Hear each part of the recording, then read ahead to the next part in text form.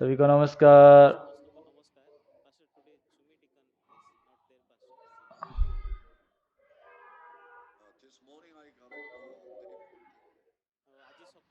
आज सुबह मैं 3:40 को मैं उठा था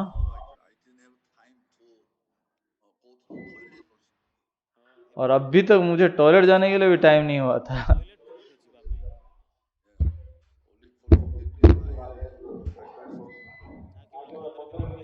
और 15 मिनट टाइम के अंदर सब काम करना पड़ा, नाश्ता भी।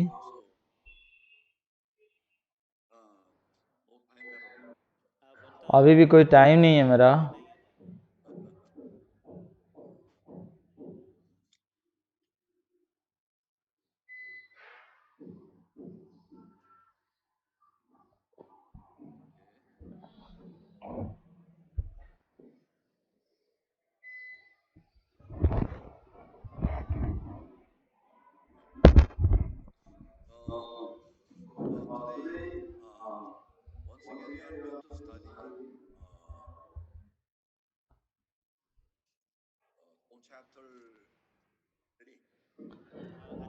आज भी हम यूहन्ना 3 अध्याय से अध्ययन करने वाले हैं।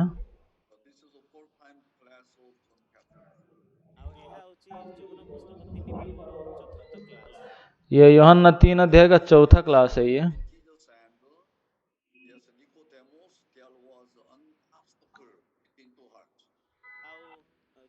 तो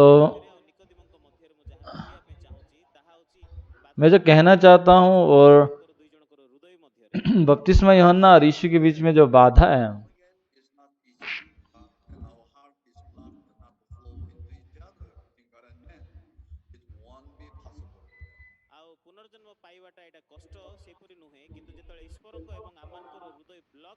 तो नए सिरे से जन्म होना मुश्किल है ऐसा नहीं है, परंतु हमारा दिल में जब ब्लॉक हुआ है, बंद हुआ है, तो बातचीत करना बहुत दिक्कत होता है।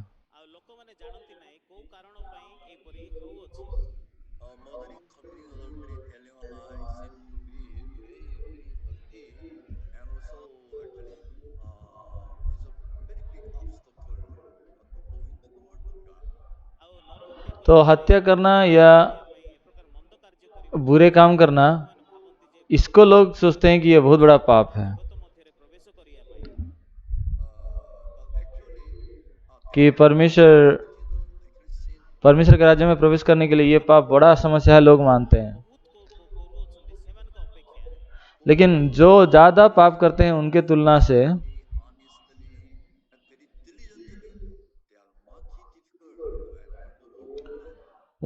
से जो अच्छे से व्यवस्थित विश्वस्त रूप से कर्मठ होके जीते हैं, उनको मुश्किल है स्वर्ग राज्य में प्रवेश करना।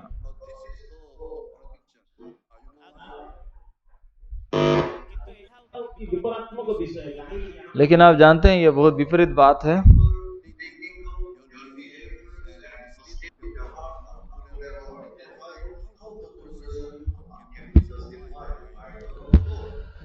तो क्योंकि लोगों का व्यवहार अच्छा नहीं है,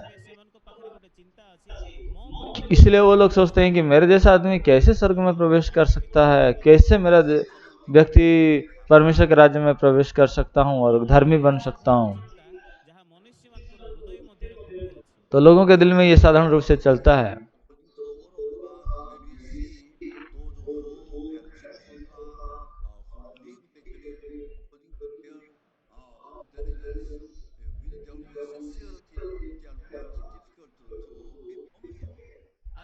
परंतु विपरीत रूप से जो लोग विश्वस्त रूप से जिए हैं और कर्मठ होके जिए हैं, ऐसे लोगों को नए सिरे से जन्म होना बहुत मुश्किल है।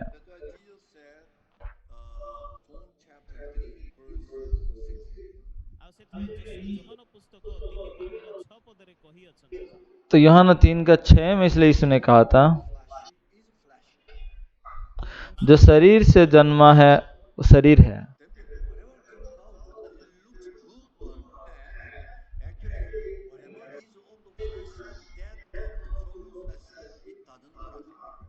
इसका मतलब वो है, चाहे जितना भी अच्छा हो या बुरा हो, शरीर से आया है तो वो शरीर ही है।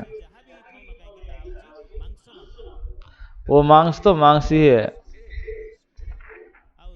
लेकिन जो आत्मा से जन्मा है वो आत्मा ही है।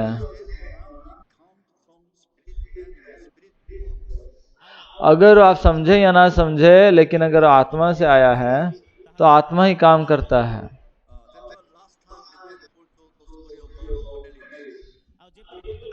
पिछले बार मैंने कॉर्नेलियस के बारे में कहा था। वो एक इतालियाई एक सेनापति था, लेकिन ये एक विशेष अन्य जाति का आदमी था।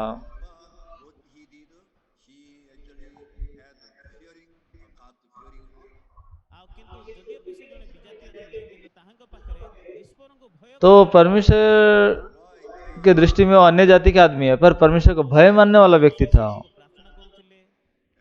वो ठीक टाइम पे परमेश्वर को प्रार्थना करता था, अनेक लोगों को दान दिया था वो।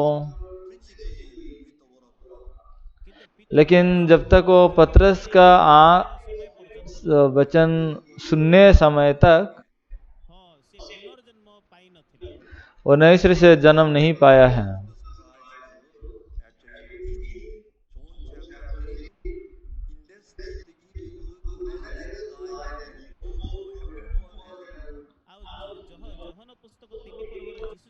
यूहन्ना 3 का अध्याय में जैसे प्रभु घोषणा किए हैं, तो उसके अनुसार कॉर्नेलियस अगर उस समय मरा होता तो कहाँ जाता हो? स्वर्ग या नरक जाता हो? निश्चित रूप से नरक जाता। कहाँ जाता हो? हाँ, नरक ही जाता ना। वो अच्छा व्यक्ति था वो।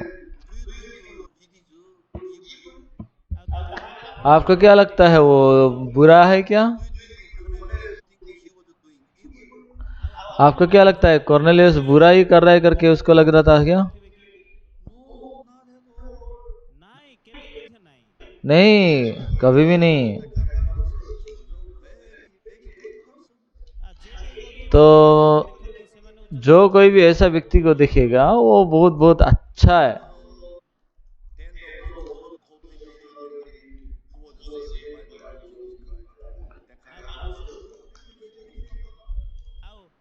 तो ये व्यक्ति व्यभिचार में पकड़ के औरत के से ये संपूर्ण विपरीत है। वो औरत तो यीशु के द्वारा उद्धार पाया, तो इन दोनों को तुलना करेंगे तो ये बहुत ही अच्छा आदमी है वो। जो औरत व्यभिचार में पकड़ी गई थी वो नए सिरे से जन्म हुई।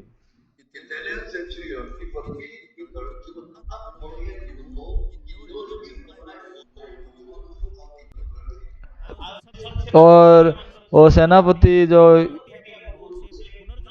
कॉर्नेलियस, वो पतरस को मिलने से पहले नए सिरे से जन्म नहीं हुआ था, यद्यपि वो विश्वस्त जीवन जी रहा था। वो व्यभिचार में पकड़ के औरत की तरह जीवन नहीं जिया था, परंतु परमेश्वर का आंख है वो मनुष्य का आंखों से भिन्न है। आमेन।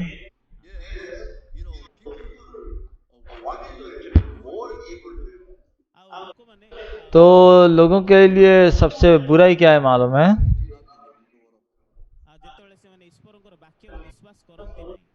वो लोग परमेश्वर का वचन को विश्वास नहीं करते हैं।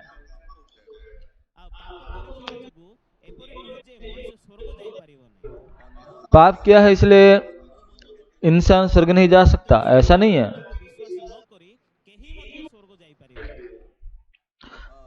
यीशु मसीह का वचन को विश्वास किए बिना कोई भी स्वर्ग नहीं जा सकता। अच्छे काम करके कोई स्वर्ग नहीं जा सकता।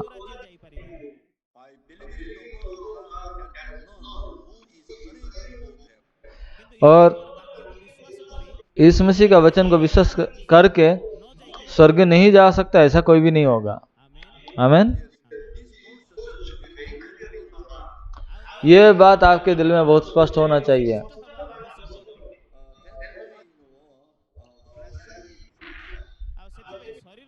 इसलिए शरीर शरीर है, आत्मा आत्मा है।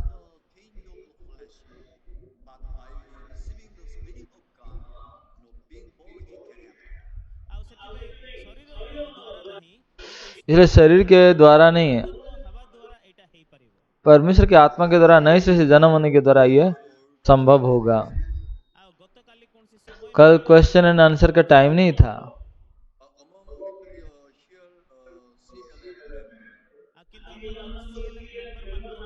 परंतु हमारे CLF सदस्यों में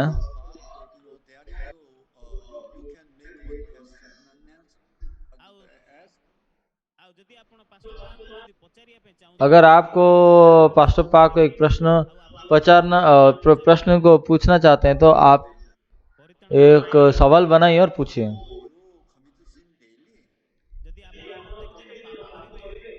उद्धार पाने के बाद अगर आप डेली पाप करते हैं तो आप पापी हैं या धर्मी हैं,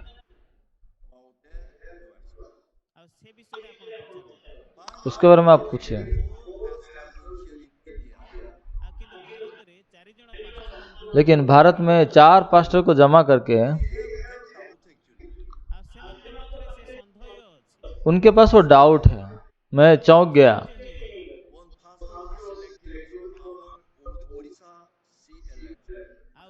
एक पास्टर थे हमारे उड़ीसा CLF के ग्रुप से, उड़ीसा के नहीं है, अन्य स्टेट से। हमने उनको सिलेक्ट किए। उनके पास वो सवाल था उधार पाने के बाद, अगर हम डेली पाप करेंगे तो क्या करेंगे? वो बोर्न अगेन हुआ है कि नहीं है?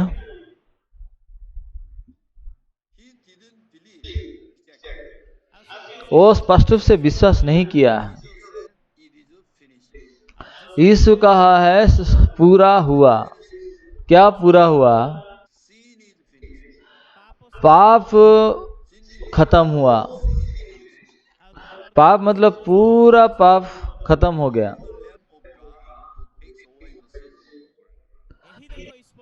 तो देखो, ये परमेश्वर का मेमना है जो जगत का पाप उठा ले जाता है। यानी कि सब कुछ पाप है जो परमेश्वर का मेमने के द्वारा लिया गया है। यह भी मैंने कई बार प्रचार किया है।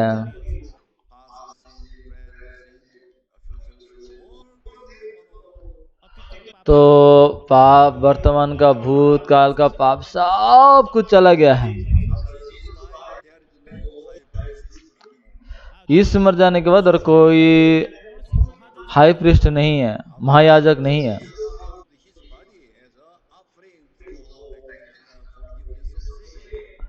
और यीशु मसीह अपना शरीर को पाप के लिए बलिदान देने के बाद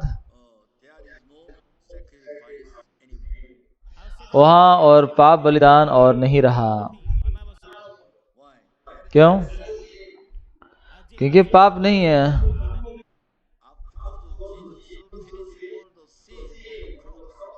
क्योंकि यीशु मसीह क्रूस पे सारे पापों का खत्म कर दिया है। आमीन। तो अभी कोई और पाप नहीं है।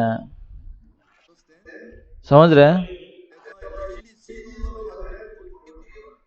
तो हमारा दैनंदिन का पाप भी संपूर्ण रूप से क्षमा हो चुका है। आमीन कि नहीं?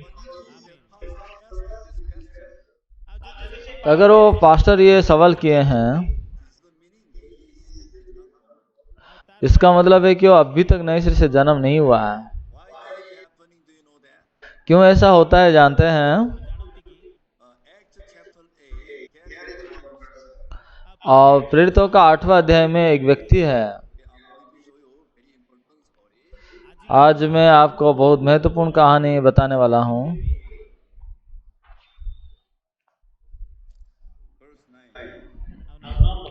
9 अध्याय, प्रेरित 8 अध्याय का 9 वचन।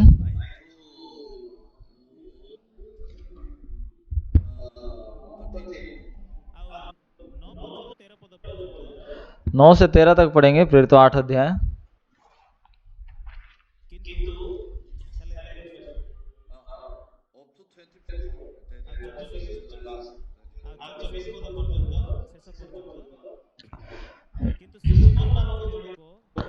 उससे पहले उस नगर में सैमन नामक एक मनुष्य था जो जादू टोना करके सामरिया के लोगों को चकित करता और अपने आप को एक बड़ा पुरुष बताता था।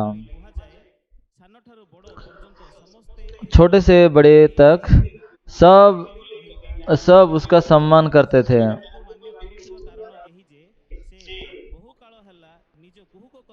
और छोटे बड़े सब उसका सम्मान कर कहते थे, ये मनुष्य परमेश्वर की वो शक्ति है जो मनुष्य महान कहलाता है। उसने बहुत दिनों से उन्हें अपने जादू के कामों से चकित कर रखा था, इसलिए वे उसको बहुत मानते थे।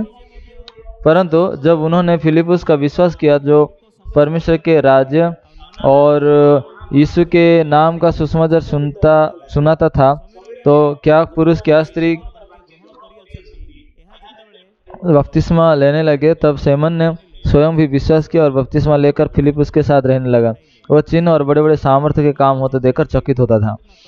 जब प्रेरितों ने जो यरूशलेम में था सुना कि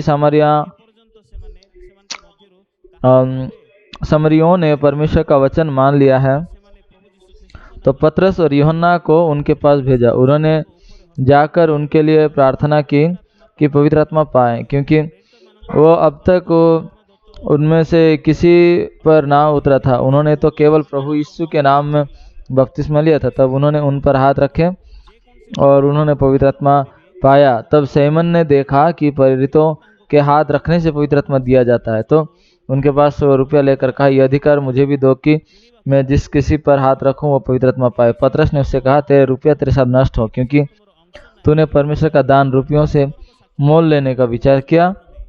इस बात में ना तेरा हिस्सा है ना भाग, क्योंकि तेरा मन परमेश्वर के आगे सीधा नहीं। इसलिए अपनी इस बुराई से मन फिराकर प्रभु से प्रार्थना कर, संभव है तेरे मन का विचार क्षमा किया जाए, क्योंकि मैं देखता हूँ कि तू पित्त की सी कड़वाहट और अधर्म के बंधन में पड़ा है। सैमन ने उत्तर दिया, तुम मेरे लिए प्रभु से प्रार्थना करो कि जो बातें तुमने कही उसमें से कोई मुझ पर ना आ पड़े।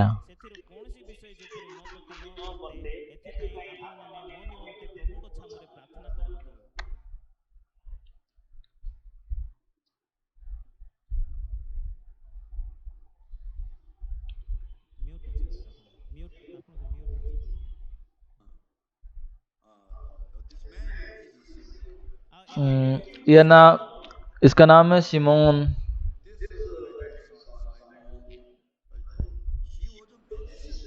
ये एक जादूगर था। ये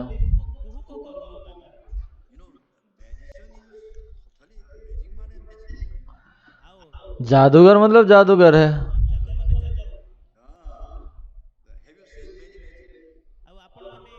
आप जादू देखे हैं? जादू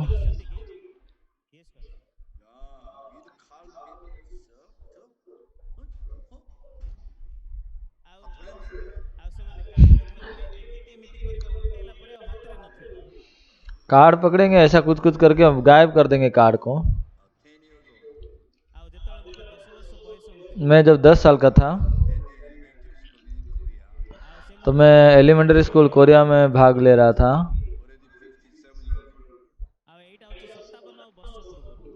ये 57 साल पहले भारत का एक म्यूजिशियन आया था।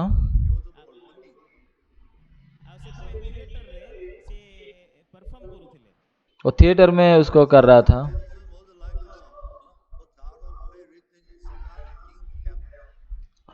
और ये भारत का जादूगर था। दूसरा राजाओं में लिखा हुआ तेल के बर्तनों की तरह है। वो कैसे कहता था, भारत का पानी है, भारत का पानी है।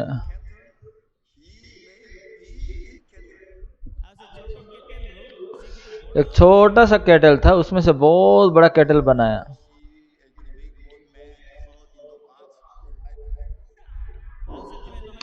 या फिर वो कोई व्यक्ति को बॉक्स में रख के 2 भाग कर देता था।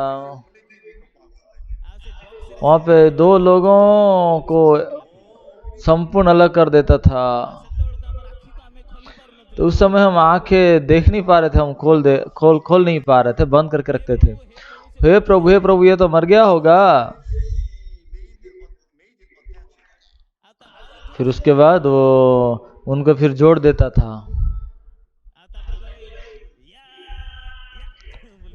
फिर या करता था वो, लेकिन वो व्यक्ति था वो बच के ही निकल रहा था, कुछ समस्या नहीं था।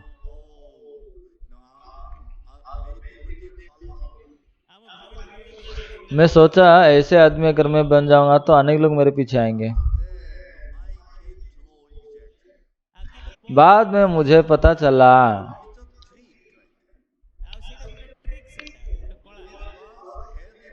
वो एक कलाकार है और ट्रिक है बस।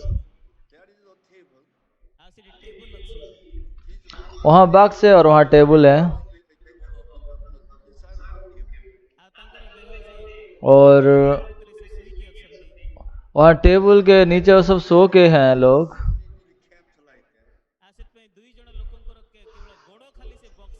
और दो लोगों का वहां बस पैर ही रखा हुआ है। वो ओरिजिनल पैर नहीं है वो, ठीक है। जब वो काटा जाएगा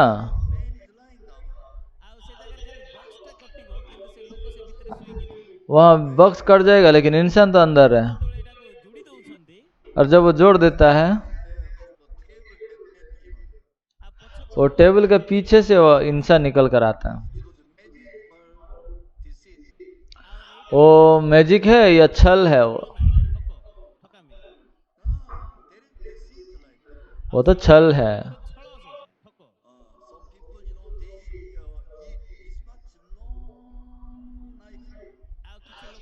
कुछ लोग हैं इतना लंबा तलवार को निगल लेते हैं। जैक्सन भी ये सब काम कर सकता है, बताओ।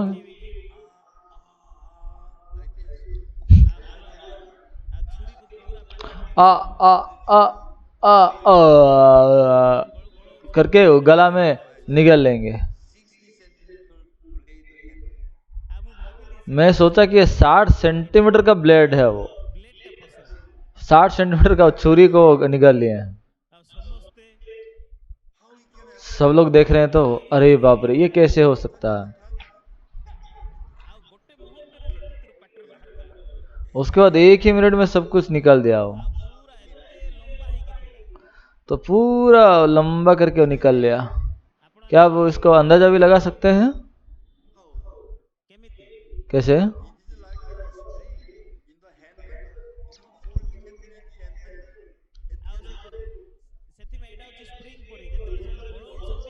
यहाँ स्प्रिंग जैसा रहता है, वो हैंडल के अंदर घुस जाता है। वो ऐसा है कि लोगों के अंदर नहीं घुस रहा है, वो हैंडल के अंदर जाता है। मुझे लगता है ये आदमी को पीटना चाहिए।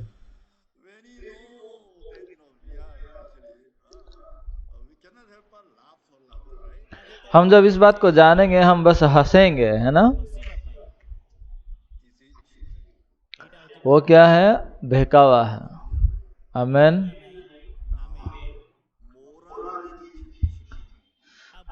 नीति शिक्षा जो है वो भी ऐसा ही है। मैं बहुत समय पहले जब मैं टीचर का काम करता था, जब मैं युवा था तो मैं हाई स्कूल टीचर था, तो उस समय हमेशा मोरल टीचर बैठता था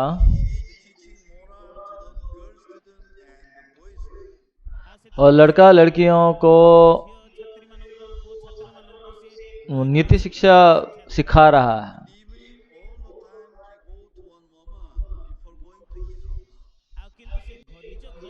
तो अपने घर को जाने से पहले वो दूसरे के पास जाता था।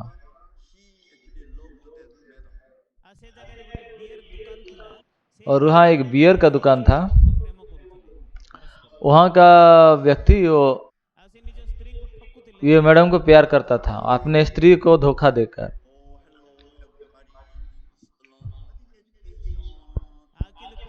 परंतु ये स्कूल में आके क्या सिखाएंगे?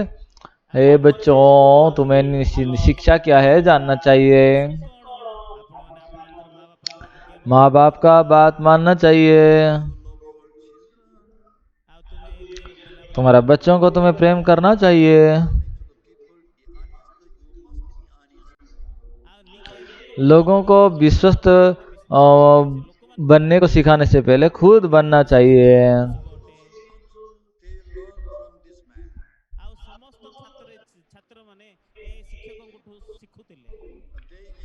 अनेक स्टूडेंट वहाँ सुनते थे, लिखते थे एग्जाम में भी। ठीक है, लेकिन ये तो रात में व्यभिचार करता है। क्या सोच रहे हैं उसके बारे में?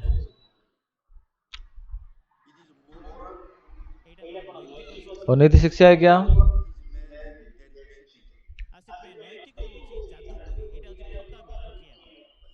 नीति शिक्षा है जादू।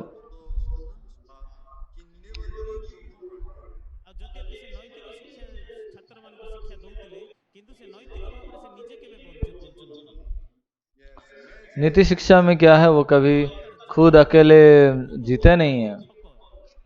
और जादू कर्म ये बहकावा है। तो नीति शिक्षा वो सत्य नहीं है, वो झूठा है। जानते हैं क्यों? जैक्सन भी नीति शिक्षा को स्कूल से सीखा है।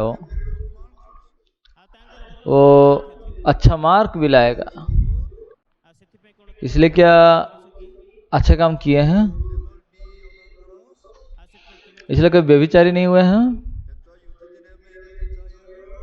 इसलिए आपका कोई अभिलाषा नहीं है। और ये नीति शिक्षा कभी नहीं बदलता है।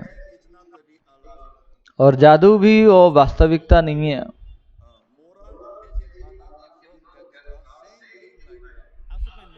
नीति शिक्षा और जादू समान बात है।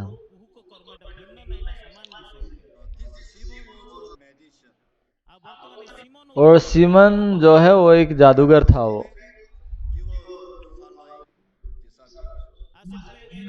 वो इसलिए वो जादू काम करके चेलों के पीछे जा रहा था, परंतु सुसमाचार भी सुना।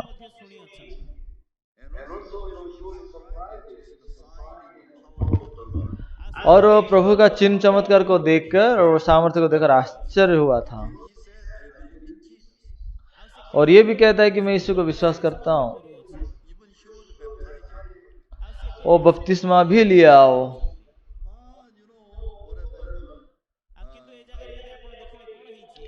तो यहाँ देखेंगे तो क्या हुआ है। तो देख रहा है कि लोग परमेश्वर का वचन को ग्रहण कर रहे हैं।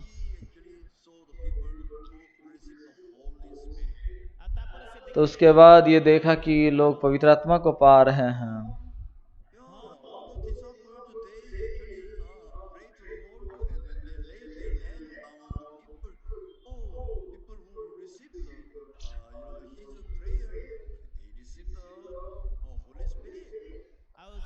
तो यहाँ पे सिमोन देख रहे हैं। तो प्रेरितों के हस्तार्पण के द्वारा उनको पवित्र आत्मा मिलता है।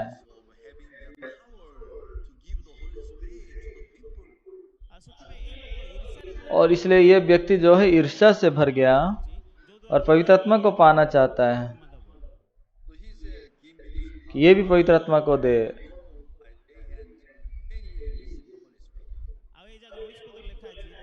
तो यहाँ पे 19 में लिखा हुआ है कि वो कह रहा है कि मुझे भी ये सामर्थ्य दीजिए, ये अधिकार मुझे भी दीजिए कि मैं जिस किसी पर भी हाथ रखूं तो पवित्र आत्मा को पाए।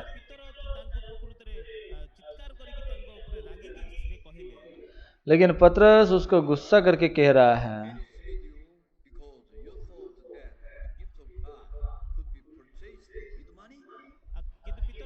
तो पतरस उसको कहा, तुम्हारा पैसा तुम्हारे साथ विनाश हो जाए, क्योंकि तुम परमेश्वर का वचनों को पैसा के द्वारा खरीदना चाहते हो। इस बारे में तुम्हारा ना अंश है ना अधिकार है, क्योंकि तुम्हारा मन परमेश्वर के सामने सरल नहीं है।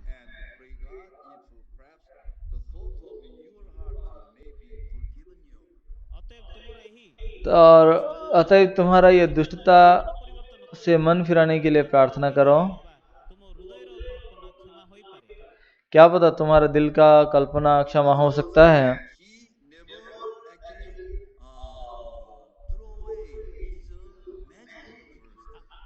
आप यहाँ समझना चाहिए कि वो व्यक्ति कभी भी अपना जादू को नहीं फेंका है। वो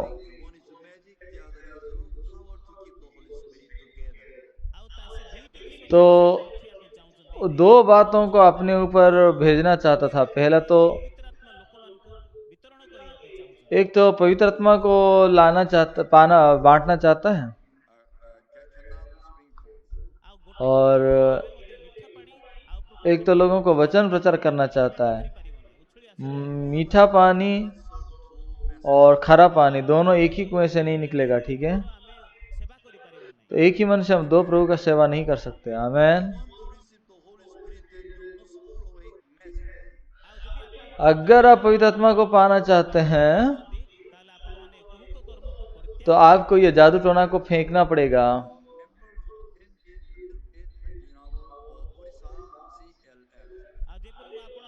तो मैं जैसा आपको कहा हूं, तो हमारे जो सदस्य लोग आप यहाँ सीएलए में योगदान दे रहे हैं, तो जैसा पास्टर ने सवाल किए थे कि अगर दैनंदिन पाप हम करेंगे तो क्या करेंगे, उसके पाप के बारे में आप जानते हैं क्यों ऐसा हो रहा है। वो कभी भी परमेश्वर का वचनों को स्पष्ट रूप से विश्वास नहीं किए हैं, इसलिए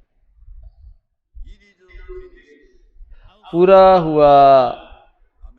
आमेन।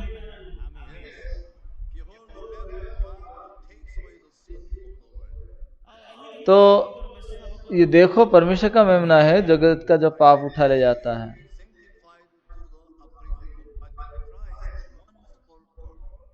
तो उसी इच्छा से हम यीशु मसीह के देह की एक ही बार बलिदान चढ़ाए जाने के द्वारा हम पवित्र कर दिए गए हैं।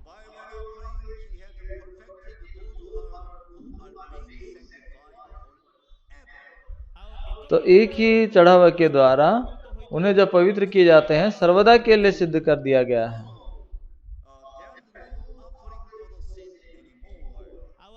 आप जानते हैं वहां पाप के लिए कोई और बलिदान नहीं रहा।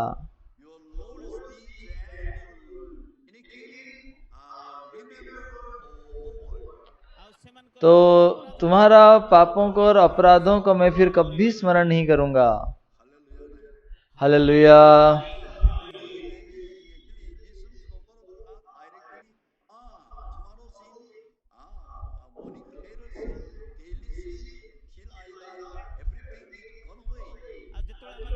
हम जब परमेश्वर का वचन को सुनते हैं तो कल का पाप, आज का पाप, सर्वदा के लिए, भविष्य का भी एक ही पल में सब चला गया है।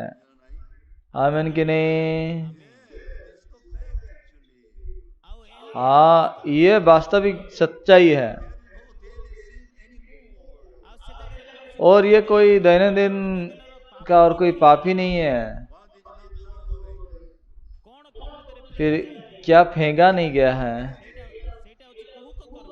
वो जादू टोना फेंका नहीं गया है। जादू टोना का मतलब बहकावा है। आमेन। इसलिए वो पास्टर बोर्न अगेन नहीं है।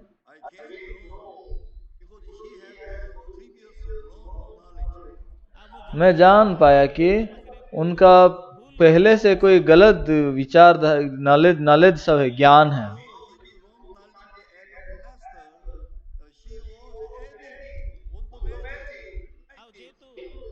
तो पहले का ज्ञान है, इसीलिए उसी में सारे जादू की तरह बातों को वहां भर रहे हैं।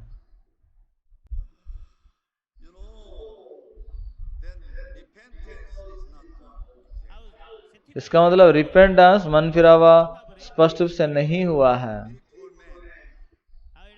बहुत दयनीय बात है वो। आप समझ पा रहे हैं क्या?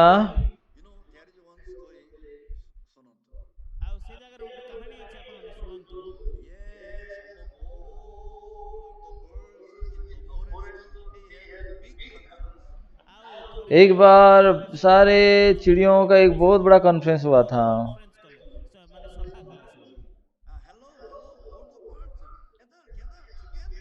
तो हेलो हेलो हेलो सब चिड़िया, तुम जमा हो जाओ, जमा हो जाओ।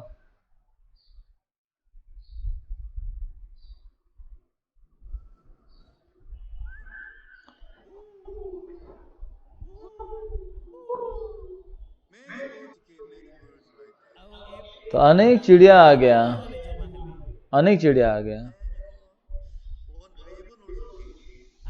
तो उसमें से एक कौवा भी आया, तो हाँ मोर भी आया। मोर कैसे चलता है जानते हैं? ऐसा चलता है।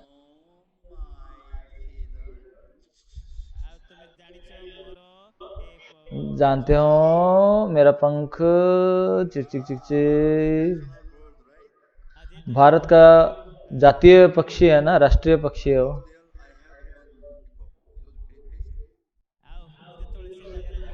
वहां पे जब था मैं एक मोर को खाया था, स्वादिष्ट था, बहुत बेआईन है ये।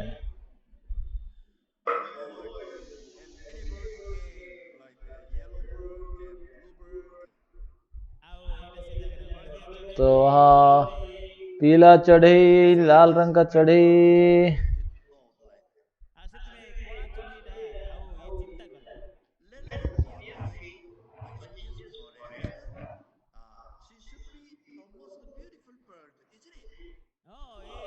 तो ये जंगल में चिड़ियों का रानी बनने के लिए तो सुंदर होना चाहिए ना।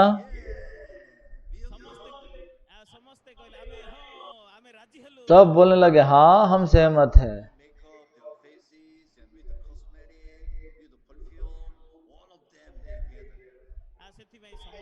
तो सब कॉस्मेटिक लेकर, क्रीम पाउडर लगाकर सब कोई जमा हो गए। तो मोर नहीं सोच रहा है हमें रानी बन जाऊंगा। बाद में एक चिड़िया वहां पे आ गया।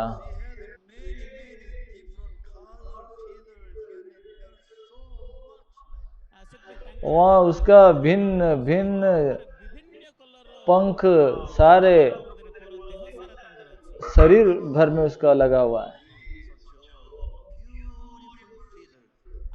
कोई भी इतना सुंदर पंख को नहीं देखा था।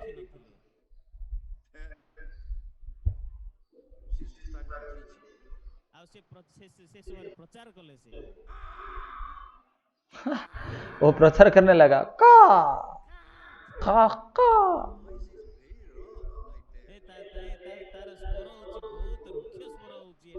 उसका आवाज जो है बहुत बुरा है, कोई पसंद नहीं कर रहे हैं।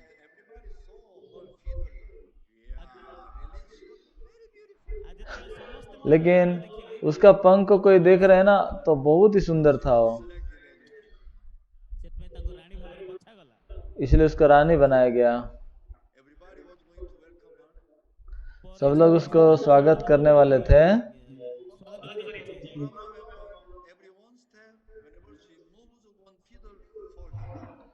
जब कभी वो एक कदम बढ़ाता था तो एक एक पर जो है उसका गिरते जा रहा था।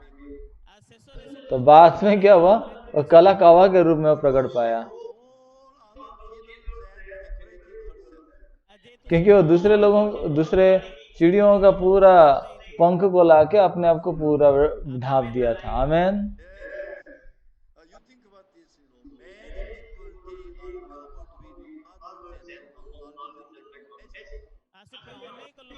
तो अनेक लोग इस प्रकार गलत ज्ञान के द्वारा अपने आप को बढ़ाए हैं। ये सब बातें जो है हमारा दिल में निकल लिया जाना जरूरी है।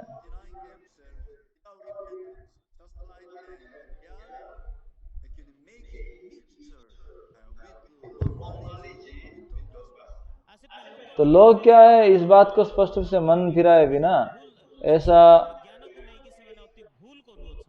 सुषमाचार को, ज्ञान को एकदम गलत कर रहे हैं। इसीलिए उनका दिल में कोई भी सटीक बातों को नहीं पा रहे हो। आमेन।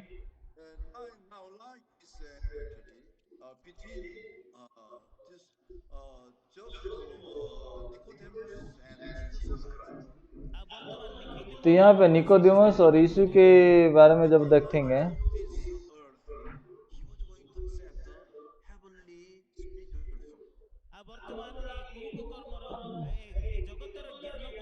तो संसार के ज्ञान के द्वारा वो स्वर्गीय दान को पाना चाहता था वो। यहाँ पे अगर आप देखेंगे, निकोदेमस जो है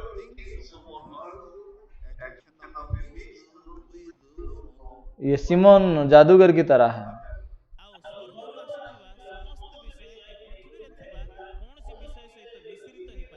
स्वर्गीय की कोई बात धरती के कोई बातों के द्वारा मिलावट नहीं हो सकता।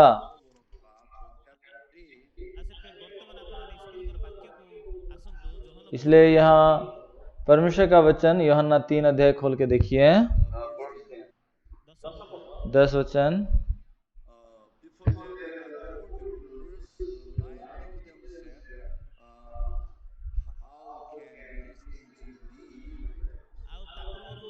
उससे पहले 9 वचन में हम देखे थे, ये कैसे हो सकता है।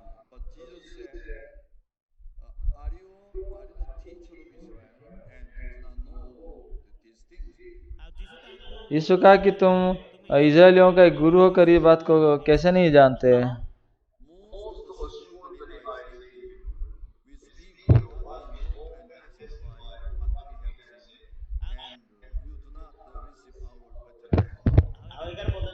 यीशु कहा 11 में, मैं तुझसे सच सच कहता हूँ कि हम जो जानते हैं वो कहते हैं, और जिसे हमने देखा है उसकी गवाही देते हैं, और तुम हमारी गवाही ग्रहण नहीं करते।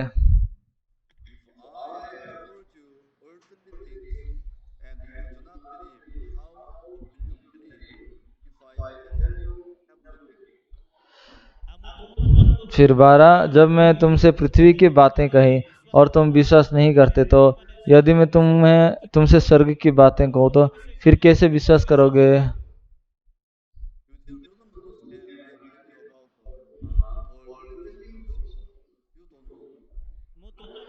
तुम्हें जब धरती की बातों को भी मैं कह रहा हूँ उसको नहीं समझ पा रहे हो,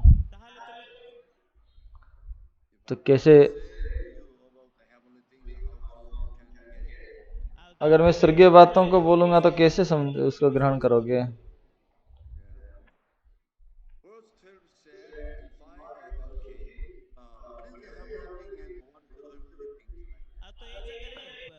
तो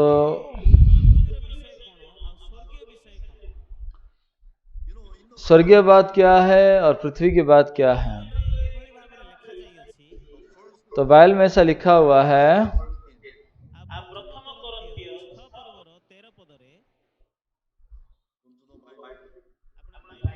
तो आप बाइबल निकालिए, 1 कुरिन्थी 6 का 13।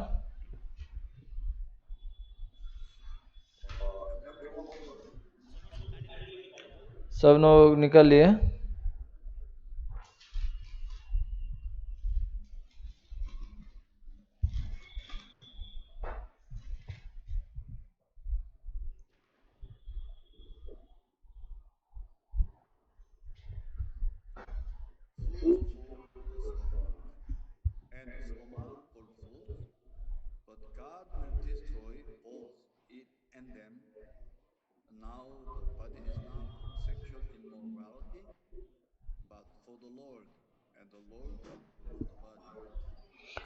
भोजन पेट के लिए और पेट भोजन के लिए, परंतु परमेश्वर इसको और उसको दोनों को नष्ट करेगा।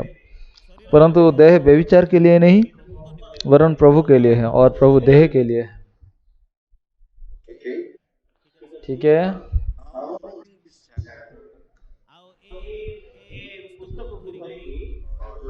तो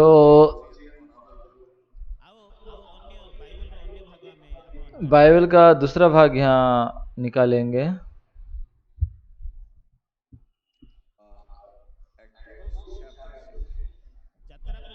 तो निर्गमन का 17 28 28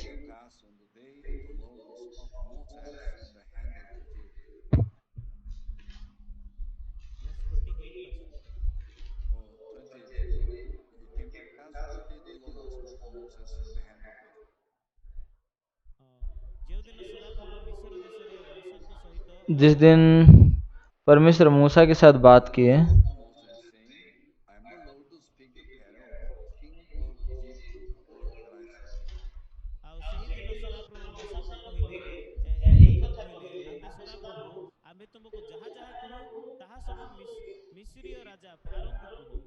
तो प्रभु ने मूसा कहा, मैं जो तो तुम्हें कहा तुम जाके फिरौन को कहो।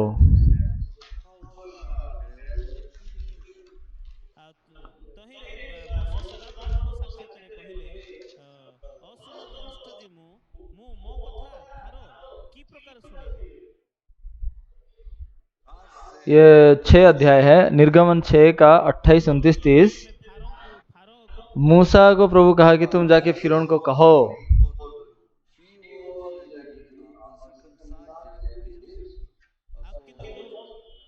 लेकिन मूसा कह रहा है तो मैं तो बोलने में भद्दा हूं, और फिरौन कैसे मेरी सुनेगा।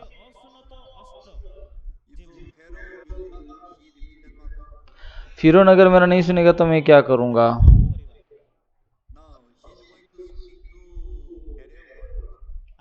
तो वो फिरौन को कहना चाहता है कि नहीं है।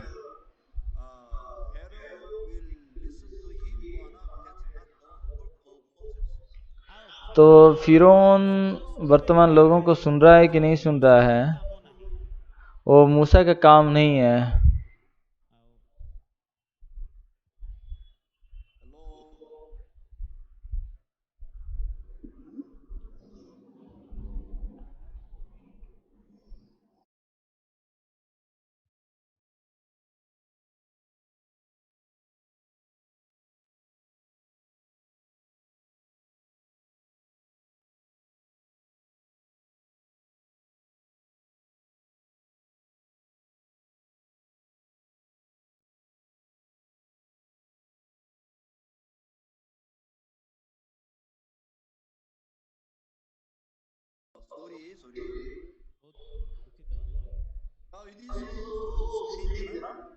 ये बहुत अजीब है ना।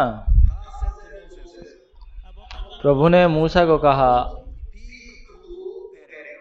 तुम जाके फिरौन को कहना।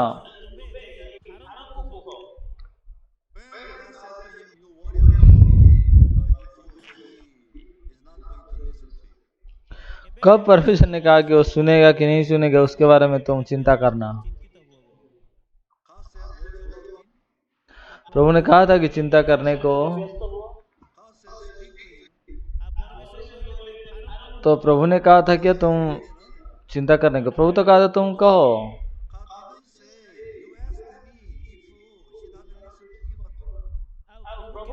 प्रभु ये नहीं कह रहा है कि वो अगर नहीं सुन रहा है तो मुझे पूछना क्या करूंगा।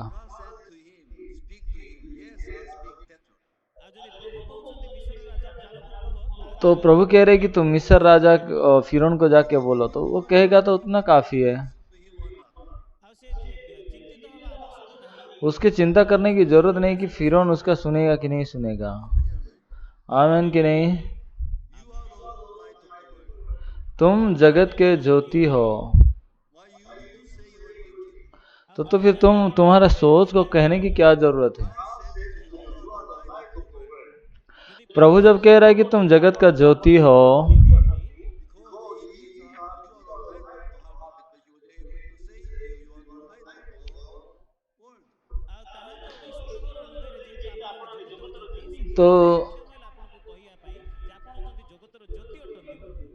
तो आप जगत का ज्योति हैं, इसलिए प्रभु कह रहा है कि तुम जगत का ज्योति हो।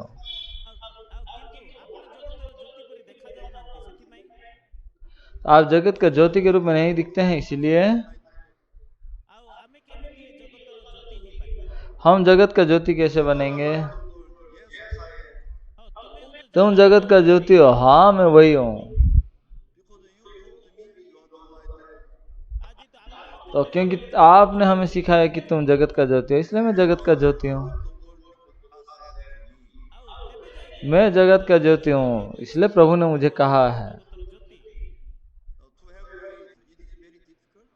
तो विश्वास पाना इतना मुश्किल है क्या? तो ये बहुत आसान है।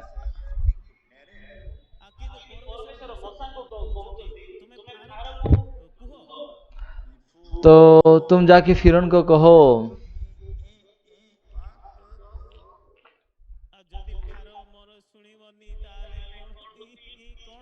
अगर फिरौन मेरा नहीं सुनेगा तो मैं क्या क्या क्या करूं?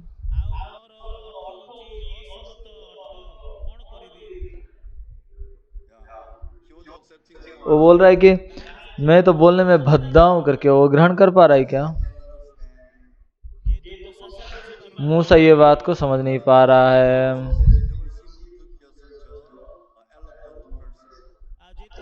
उसका सोच के अनुसार वो कोई इतना ज्ञानी व्यक्ति की तरह नहीं लग रहा है।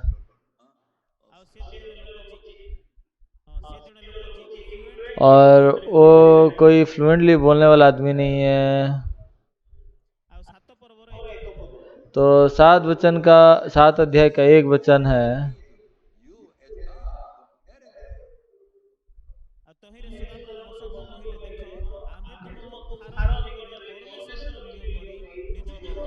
तो परमेश्वर ने कहा कि मैं तुझे तेरे लिए परमेश्वर सा ठहरा हूँ। फिरौन के लिए मैं तुझे परमेश्वर सा ठहरा हूँ। क्या मैं परमेश्वर?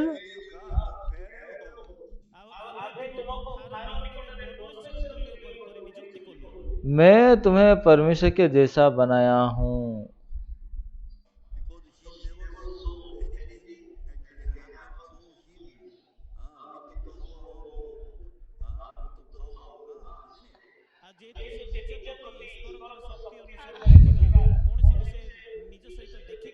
तो क्योंकि वो अपने साथ क्या हो रहा है वो नहीं देख पा रहा है। क्यों परमेश्वर ऐसा कहा?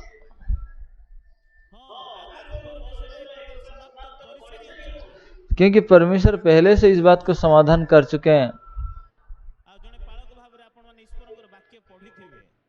तो आप परमेश्वर का दास के रूप में परमेश्वर का वचन सुने होंगे। जो कुछ प्रभु ने कहा था उसके अनुसार प्रभु मूसा के द्वारा काम किए कि नहीं किए?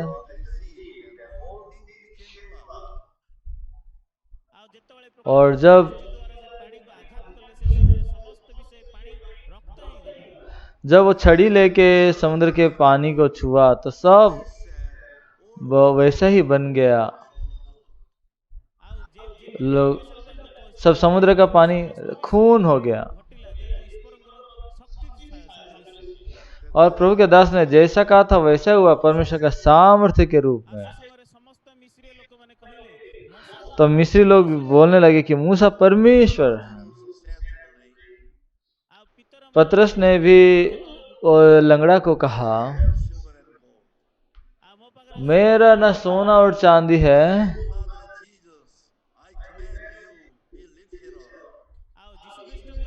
तो यीशु मसीह के नाम से मैं प्रार्थना दे रहा हूं कि तुम उठो और चलो।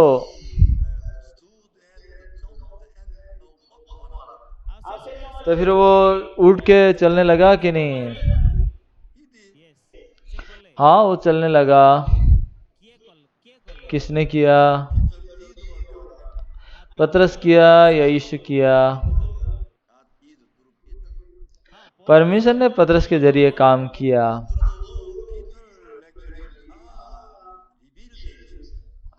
तो पतरस के वचनों के द्वारा परमेश्वर अपना मन को प्रकट कर देते हैं। इसलिए परमेश्वर जो कह रहे हैं उसको सुन के जाना है, उसको परमेश्वर काम करने के लिए प्रस्तुत है। इसलिए वो पतरस को सब बोलने का काबिलियत है।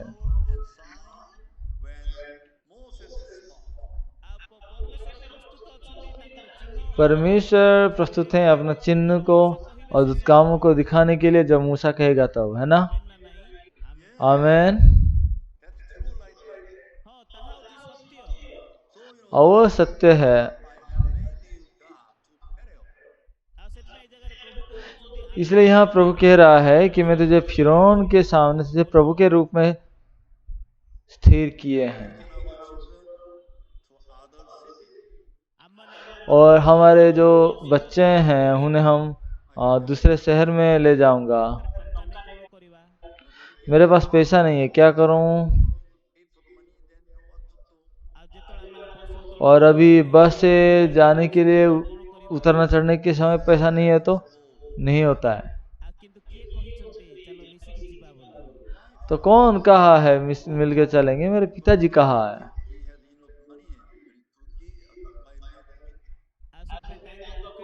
इसलिए उसका पॉकेट में भरपूर पैसा है, क्यों?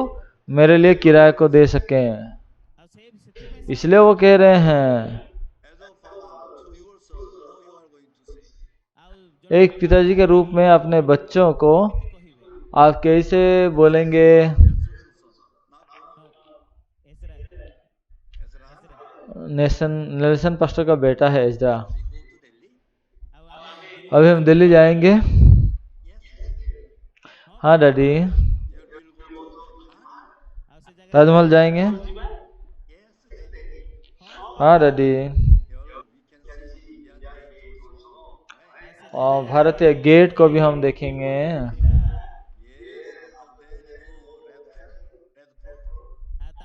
उसके बाद लाल किला भी देखेंगे। हाँ डैडी। तो दोनों गए हैं उधर।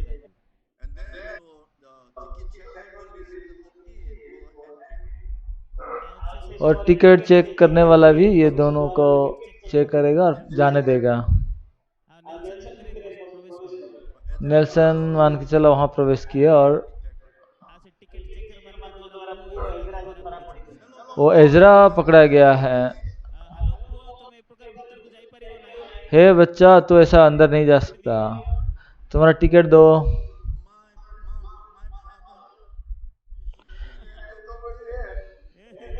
नहीं, मेरा पाता है वो उधर गए हैं।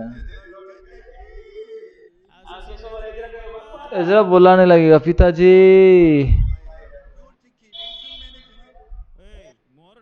ए, मेरा टिकट मेरे पास है, तू अपना खुद संभालना चाहिए ना यार। तो क्या मैंने तुझे नहीं कहा था कि चलो हम मिलके जाएंगे?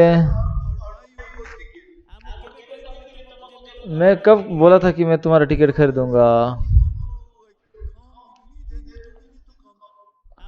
अगर तुम्हें मेरे साथ आने को नहीं था तो नहीं आना है। आपका टिकट के लिए मैं क्यों दोनों का मिला के पैसा दूंगा? एजरा का सही पिता नेल्सन है कि नहीं है? तो ऐसा पति को तो मार देना चाहिए। आमीन।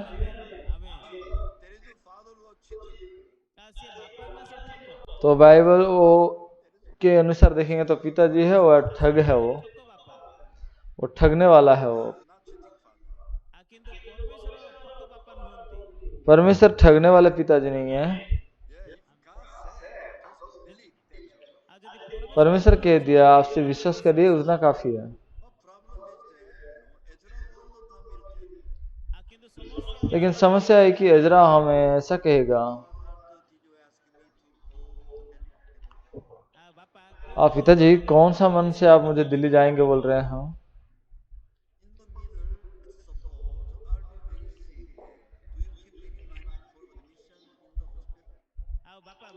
मान के चलो मैं अगर तबीयत खराब हो गया तो फिर स्कूल में बाद में पढ़ाने के लिए आपके पास पैसा है कि नहीं है?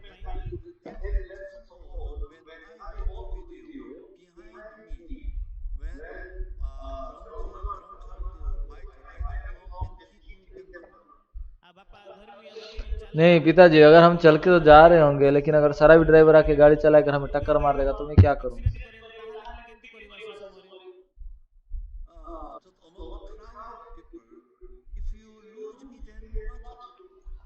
अगर उन भीड़ में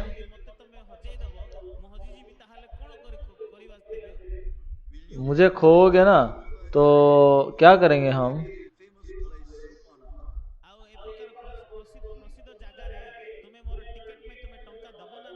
इतना मशहूर जगह है, तो उसमें क्या तुम मुझे पैसा दोगे कि मेरे बारे में? तो तुम्हारा पकड़ का पैसा अगर कोई मार देगा तो, ले जाएगा तो क्या करोगे? अगर हम सफर करेंगे और तुम्हारा हार्ट अटैक हो गया तो क्या करेंगे?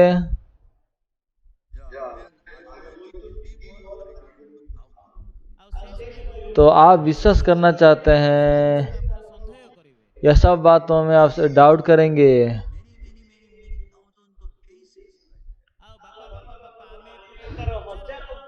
तो पिताजी, हमारा ऐसा हजार परिस्थिति है, इसके बारे में भी हमें सोचना चाहिए। ऐसा करेंगे ना आप लोग?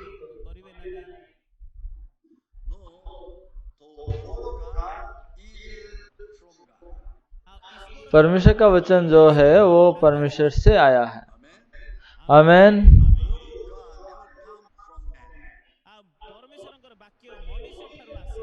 तो परमेश्वर का वचन मनुष्य से नहीं आया है। तो आमेन। अगर परमेश्वर आपको अगर कह रहा है, 1 कोरिन्थियों 6:13 वचन जैसा कहता है,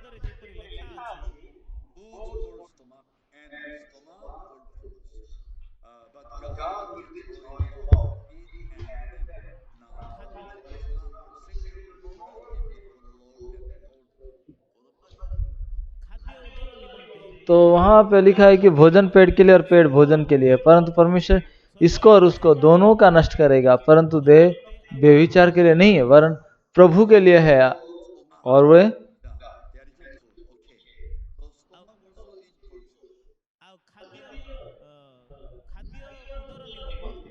तो खाना पेट के लिए और पेट के लिए खाना है। यह हमारा हिसाब है, ठीक है? ठीक है।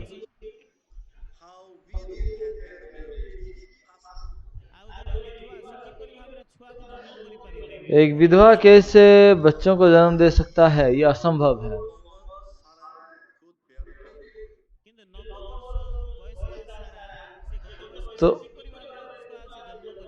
तो 90 साल की सारा वो कैसे बच्चों को जन्म दे? पानी कैसे दाखरस बन गया?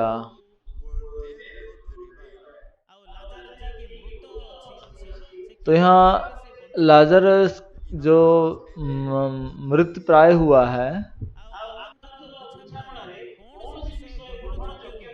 हमारे योजना में तो कोई भी बात ग्रहण योग्य नहीं है। आमेन। लेकिन यहाँ कहानी बहुत अजीब है।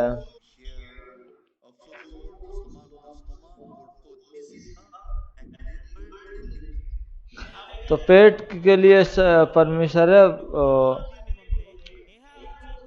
पेट खाने के लिए और खाना पेट के लिए, यह प्राथमिक बात है।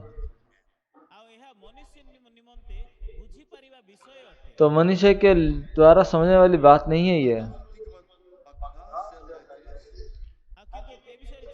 लेकिन इसके बारे में आप सोचिए, परमेश्वर इस प्रकार कहे हैं, परमेश्वर दोनों को ही लोप करेंगे, खाना को भी।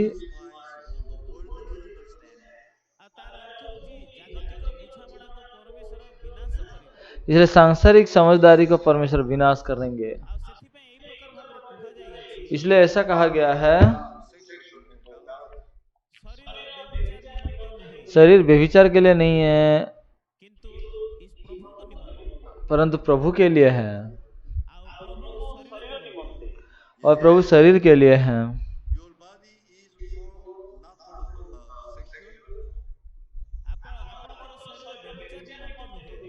तो आपका शरीर व्यभिचार के लिए नहीं है,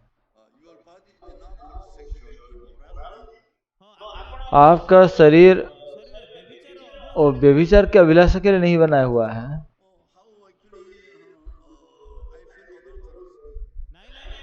नहीं नहीं नहीं नहीं, मैं कैसे बोल सकता हूँ कि मुझे व्यभिचार विचार आ रहा है?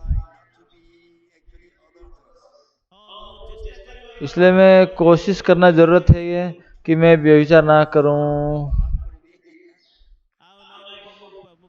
प्रभु मैं प्रार्थना करूंगा।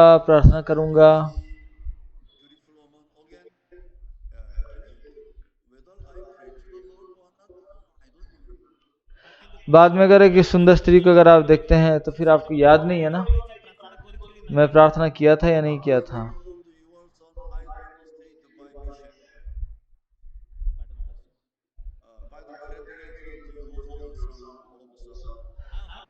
कोई ट्रैफिक एक्सीडेंट की वजह से आपका बेटा मान के चलो आप खो दिए हैं, इसलिए आपने प्रार्थना किया, परंतु अभी आपका मन शांति में है क्या? तो कोई भी बात नहीं बदल रहा है ऐसा दिख रहा है, तो फिर मैं कैसे परमेश्वर के लिए इस्तेमाल किया जा सकूं? विश्वास क्या है? शरीर परमेश्वर के लिए है। आमेन।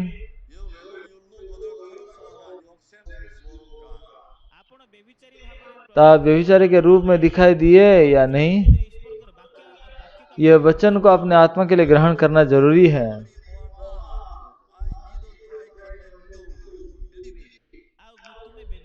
तो तुम व्यभिचार किए हो कि नहीं, वो सो जो वचन हमारा भी जो दे रहे हैं उसको भी विश्वास कीजिए। परमेश्वर का वचन को विश्वास करना बहुत बहुत आसान है।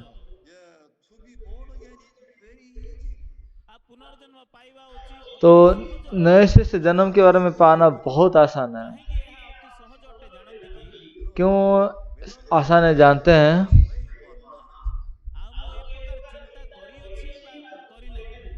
मैं ऐसा सोचा हूं कि नहीं सोचा हूं, लेकिन अभी यीशु मसीह इस बारे में कह रहा है, और परमेश्वर का वचन जो है मेरे सोच से बढ़कर शक्तिशाली बनना जरूरी है।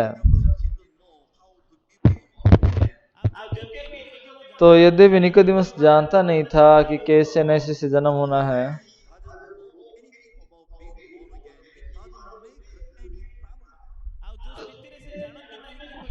जब वो कैसे नए से जन्म होना है अगर नहीं जानता है तो वो कोई समस्या नहीं करता है।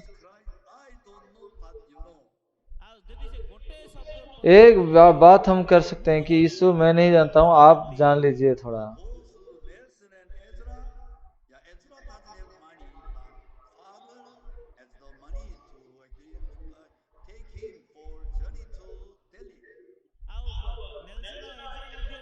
नेल्सन और एजरा के बीच में, एजरा के पास पैसा नहीं है लेकिन उसके पास पिताजी हैं, वो कहीं एग्जीबिशन में दिल्ली घुमाए ले जाना चाहते हैं।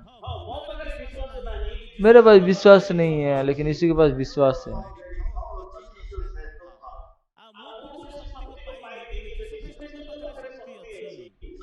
मैं कोई शक्ति नहीं पाया हूं लेकिन इसी के पास सारे शक्ति है। यीशु जिसके पास शक्ति है वो लेकर जाएगा। तो जिस बात में आपका कुछ बात नहीं है तो उस समय आपको कोई बात को निकालने की जरूरत नहीं है।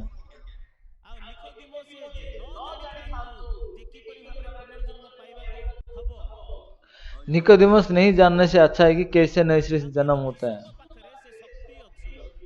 लेकिन ईश्वर के पास वो सामर्थ्य है। तो यीशु मसीह का वचन ग्रहण करके वो नए से जन्म हो सकते हैं।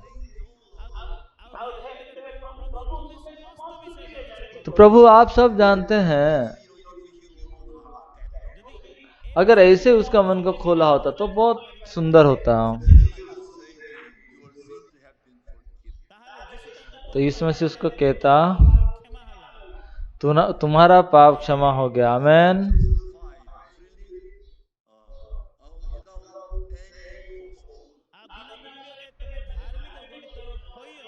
तो सैन में तो आप लोग धर्मी ठहराए गए हैं। तो मसीह में जो व्यक्ति है उसके द्वारा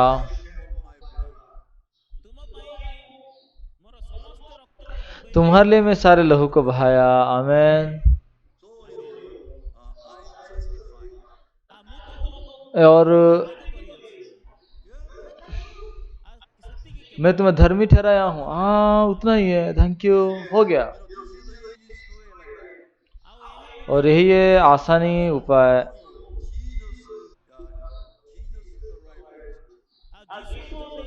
यीशु मसीह वो सटीक व्यक्ति है।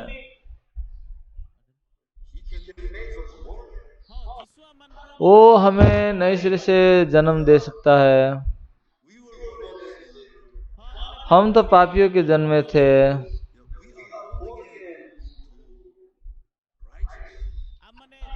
हम धर्मी के रूप में नए सिरे से जन्म होते हैं और उनके वचनों के द्वारा केवल। तो यूहन्ना 15 अध्याय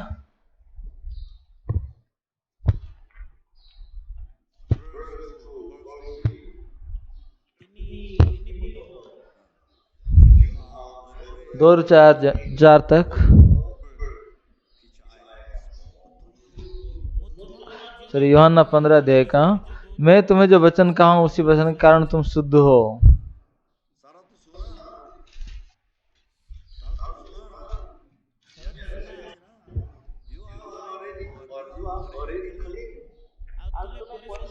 यूहन्ना 15 का 3 में लिखता है कि तुम तो उस वचन के कारण जो मैंने तुमसे कहा है शुद्ध हो।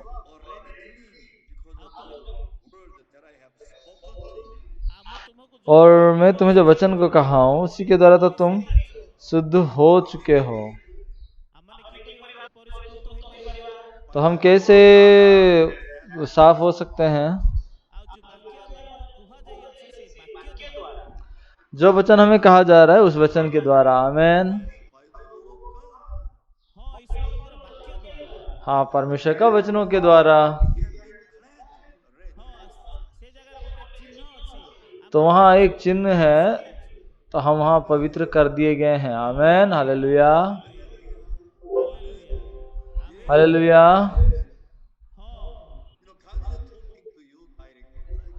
तो परमेश्वर आप सबों के साथ बात कर रहे हैं।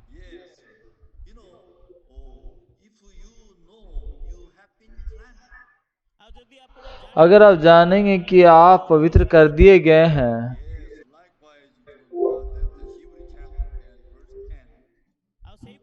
जैसा कि इब्रानियों 10 का 10 में लिखा जाता है,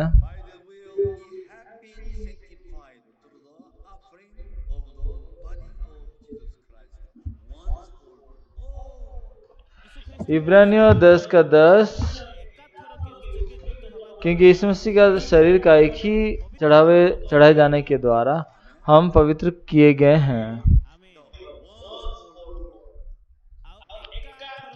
तो एक साथ में उसी की इच्छा से हम यीशु मसीह के देह में एक ही बार बलिदान चढ़ाए जाने के द्वारा पवित्र किए गए हैं। यीशु मसीह का शरीर जब एक ही साथ में प्रवेश किया था, लेकिन निकोदेमुस अगर लगातार झगड़ा करता रहेगा,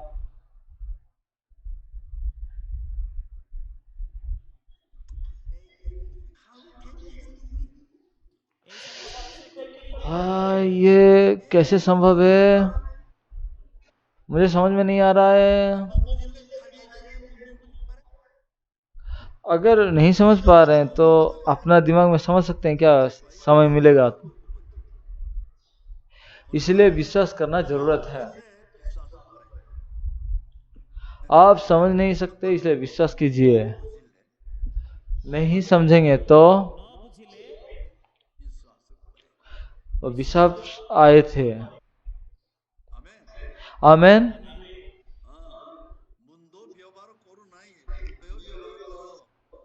आप माथा को इस्तेमाल मत करें, हृदय को इस्तेमाल कर रहे हैं, क्योंकि हृदय में हठीलापन है, सिर्फ कचरा भरा, इसलिए।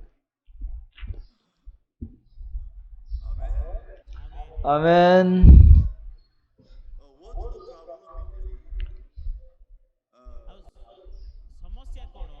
तो कौन समस्या, क्या समस्या था?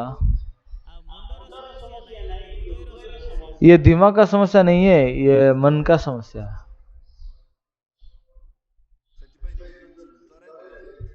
इसलिए अपने सोच की तरफ पकड़ा गया है, अपने सोच के बाहर का ज्ञान कुछ भी ग्रहण नहीं किया।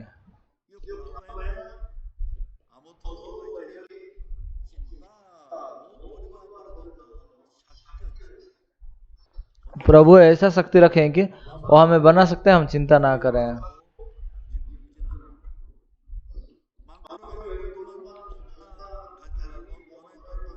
तो अभी देखिए बंदर है ना, छोटा गाड़ी भी बना नहीं पाया वो, क्योंकि वो बना नहीं सकता। तो इंसान ऐसे अनेक बातों का उद्भावन से, तो भले ही बंदर भी दातुन को भी नहीं बना पा रहा है,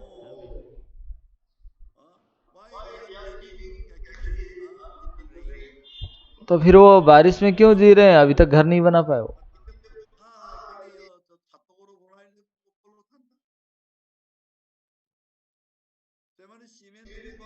छोटा सा छत का पक्का घर या सीमेंट का घर बनाने से तो अच्छा होता, वो भी नहीं कर पा रहे हैं। हाँ कि नहीं?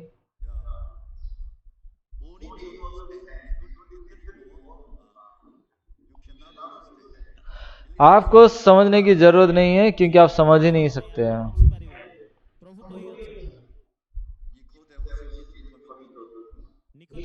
निकोदेमस व्यभिचार नहीं किया है।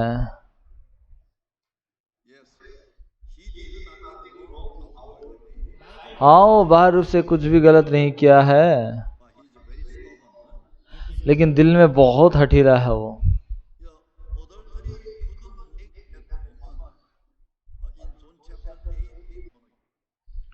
और व्यभिचार में पकड़ी गई औरत को उसका व्यभिचार, उसको व्यभिचार करने दिया, ऐसा नहीं है।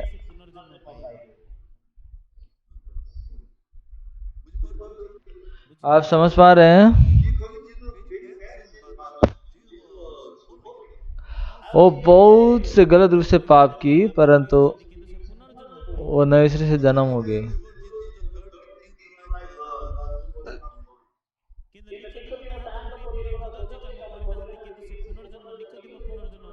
तो निकोदेमस या नए सिरे से जन्म नहीं हुआ कुछ भी नहीं करके, लेकिन जो लोग सोच को फेंके वो नए सिरे से जन्म हुआ।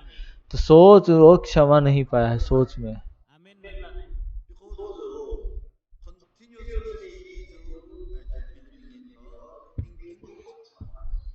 क्योंकि लगातार वो शैतान की सोच पे वो विश्वास करता है।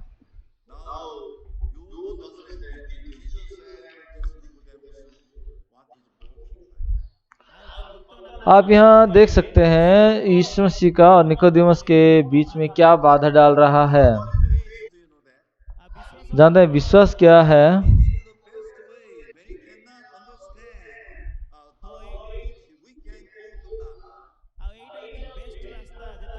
तो हम जब समझ नहीं पा रहे हैं तो परमेश्वर के पास जा सकते हैं, यही वो बेस्ट मार्ग है। आपका जब विश्वास नहीं है तो भी समस्या नहीं है, क्योंकि ये जो वचन है परमेश्वर मुझे दिए हैं। आमीन।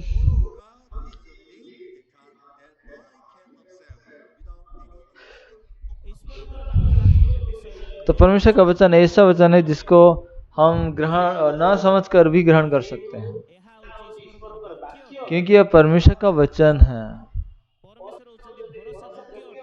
परमेश्वर भरोसामंद है,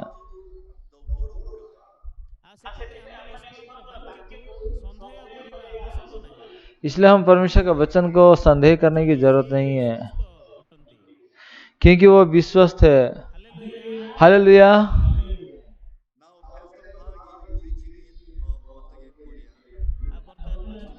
अभी पास्टर पाक के कोरिया